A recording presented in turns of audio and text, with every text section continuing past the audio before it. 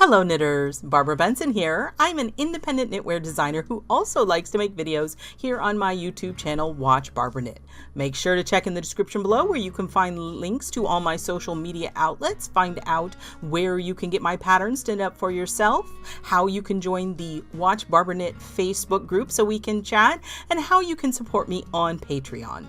Today for you, I have a video on 5 tips on how to avoid making time-consuming knitting mistakes. If you stick around after the video, after the tips, I'll let you know exactly why this video has been made.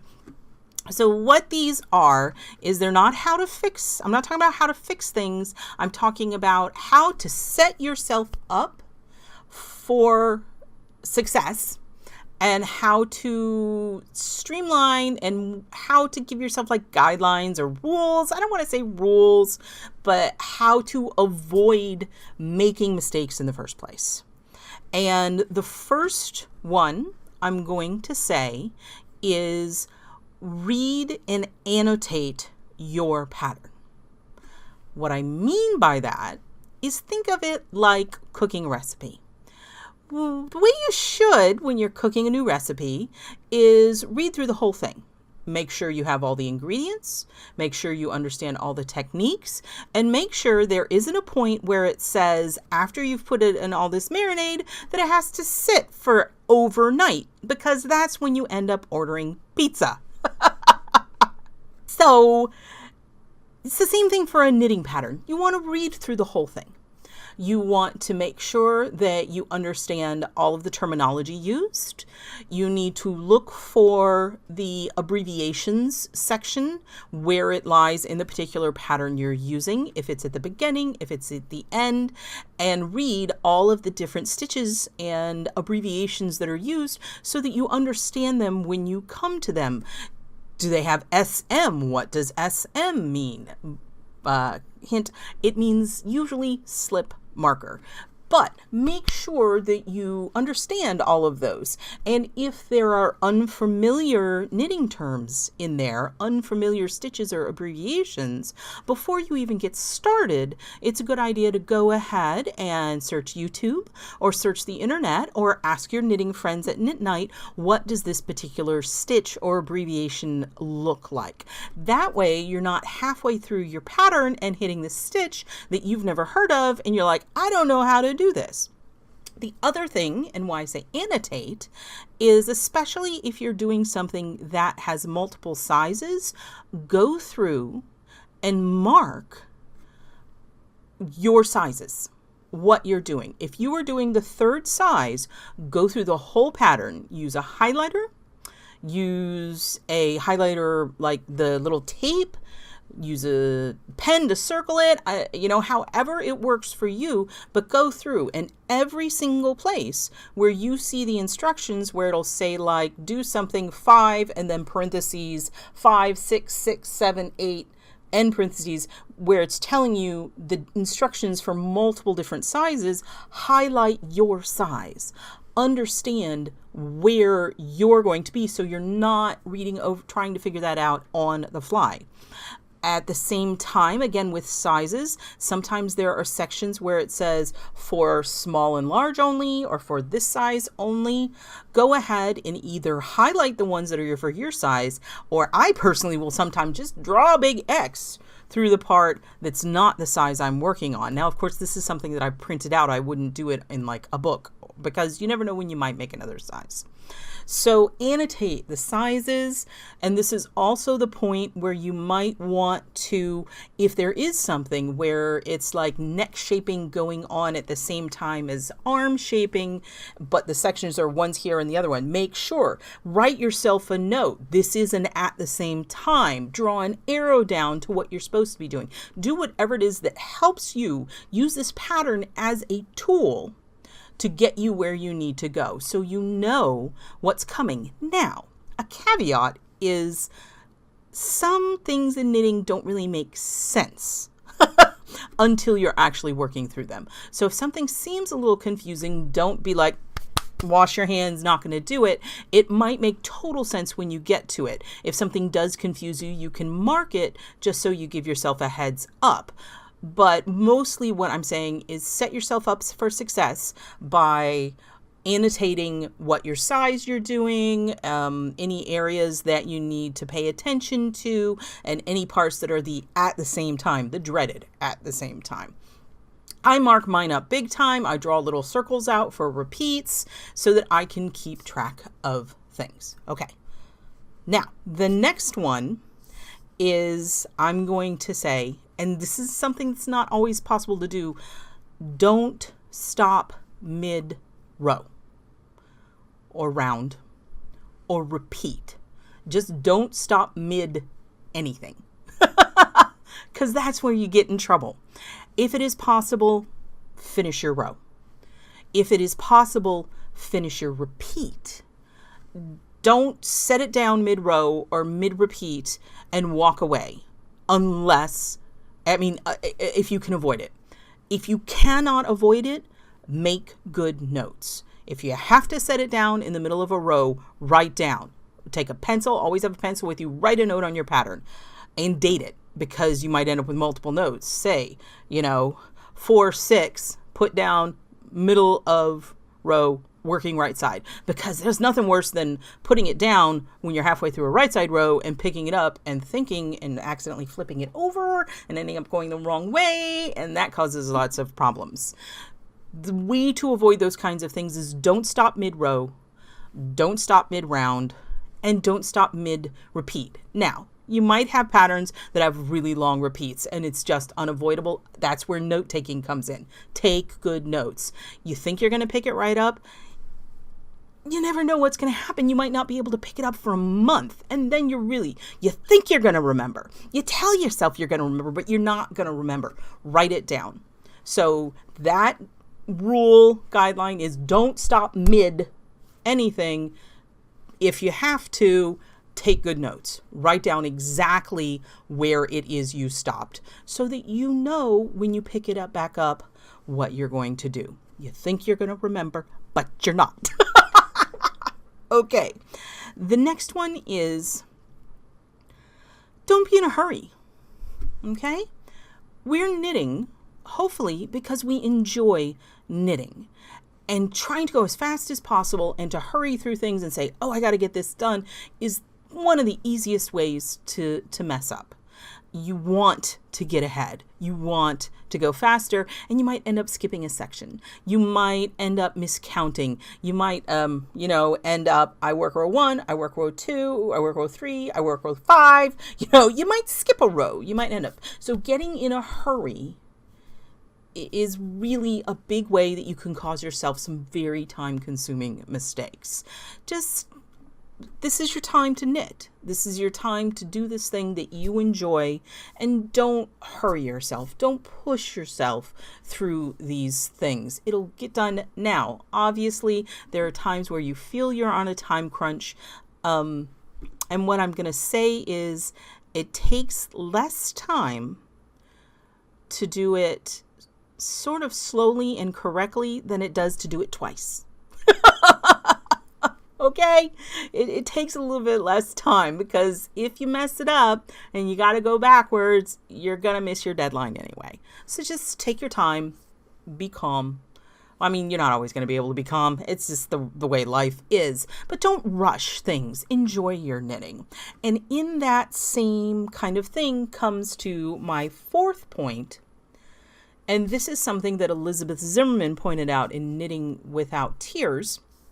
It is a very important step. You got your cast on, you got your knitting, you got your following patterns.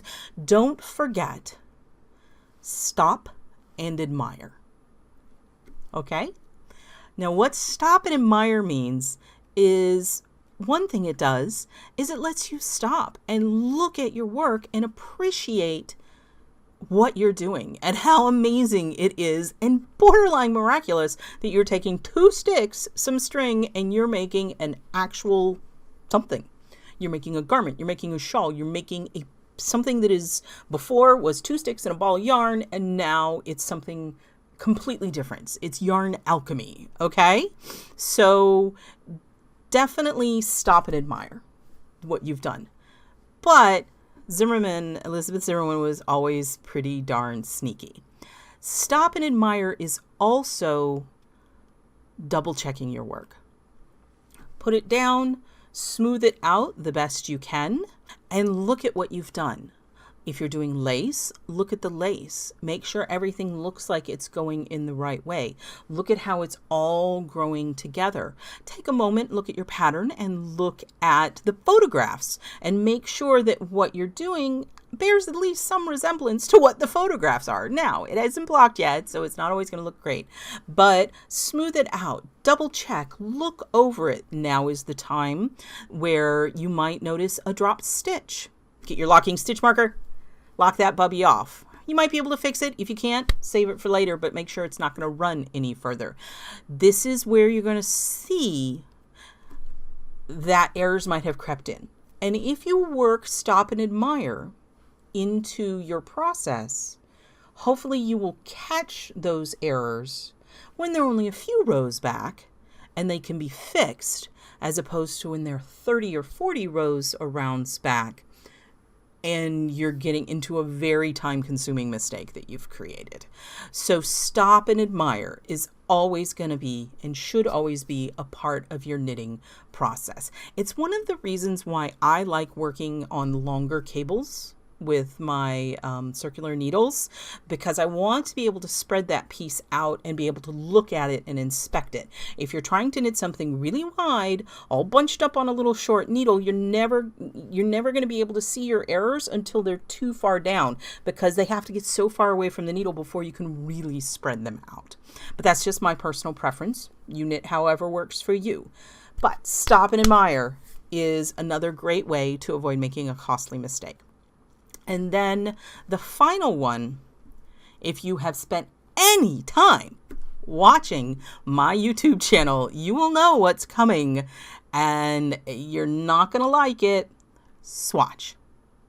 Swatching saves time. I know it feels like it takes extra time, but it saves time. It makes sure that you don't get halfway through a project and it's the wrong size. It's too tight. It's too loose. It makes sure you don't run out of yarn. It just does so many things. But swatching, so that's gauge swatching, but swatching can also help you work through things. Going all the way back to the first, which was read and annotate. If you don't understand a specific stitch pattern or specific stitch it's instructing you to do, cast on a little swatch and try to do it. Work through it on your needles, follow a YouTube video, do something, and in that little swatch you will make the mistakes and you will learn what it is you're supposed to be doing so that you can do it correctly in your finished piece. Or, you know, if it's just this one weird little stitch that comes up every so often, if you've done it in a swatch, then when it comes up, it's not going to be as terrifying, or it's not going to be as much of a hurdle for you to leap over. So swatching, gauge swatching is absolutely essential, but use swatching to work through problems before they happen. And if it's an issue on your little tiny swatch, then you can work through it in a little tiny way, as opposed to in the middle of a 200 stitch row or round. So swatching can help you avoid very time-consuming mistakes of having to go backwards and try to fix things, or knitting something the wrong size, or running out of yarn, or any of the things I've mentioned. So those are my 5 tips, guidelines, whatever you want to call them, 5 ways to avoid time-consuming knitting mistakes. Read and annotate your pattern thoroughly. Don't stop mid anything unless it's completely unavoidable, and then if it is, take good notes. Don't hurry. Don't rush through things. Stop and admire. Those two go hand in hand. And swatch things. Now, I told you I'd tell you why this video is getting made. This past week has seen me ignore all of these things. Okay? Except for swatch. I always swatch. But and read Nanotape, but there's 3 here that are really big time. I didn't do enough stopping and admiring. I was in a hurry, and I stopped mid things. I stopped mid repeats. And what happened is I stopped in the middle of a repeat and I picked it up and I thought I knew where I was, but I didn't really write good notes, and I started in another spot and I missed like half a repeat, but it still looked okay. But there wasn't enough. And then I put it down for a while and I was trying to get it done and I was in a hurry. And then when I went to pick it up this week to work on it some more, because it had been in resting for a little while because I had other things I had to do, I picked it up and I started really looking at it. I took a moment to stop and admire because I like how it looks. But I was looking at it. I was like, wait a minute, that's not right. There was something wrong. And so I looked at it and I'm like, oh, darn it. I see what I did there. So I tried to drop down a lot to fix it. And the fixing wasn't looking good. It was too far back. So then I had to frog back to that mistake. Frogging means ripping it out. You go ribbit, ribbit. I frogged back to that mistake and I got it back on the needles and I was going to go start forward. And I took a little bit more stop and admire and I realized there was another error even further down. Because what it was is I was trying to figure out where I was in the pattern, and I was like, none of this math works out. I have too many motifs on this side. And then I found an error even further down. So I had to frog back even more, and it got ugly. It's a new shawl I'm working on where I'm carrying a strand of fingering and a strand of thin lace weight mohair, and that doesn't like to frog. It ended up in the freezer. I put that baby in timeout so it could sit there and think about what it's done. And if you follow my Instagram feed, you'll see a picture of it in my freezer. Because theoretically that helps with frogging mohair. Maybe a little bit. Maybe if you frog 2 rows and stick it back in the freezer, but it thaws out real fast. I got back. I'm back on track. But if I had followed at least 2 or 3 of these guidelines I just set out, if I had not hurried, if I did not stop mid something, or at least if I had to stop mid something, and I had to because I was on a plane, I should have written down notes and I didn't. If I had stopped and admired more frequently, it would have been much less time consuming and much less painful of a process. But I'm glad I stopped and admired because I could have gotten another 15 repeats in and then saw the error. And that would have just been crying. There would have been crying involved there. So I hope that you might learn or incorporate some of these ideas into your personal knitting process, how you work through these things. If nothing else, stop and admire. Look at the beautiful work that you have done and the yarn alchemy that you have created, and know that it is beautiful and amazing. And, be a little critical and see if maybe you made a boo-boo. I hope you enjoyed this video. If you did, give it the thumbs up, click that like button.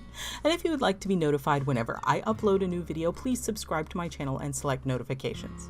Thank you so much.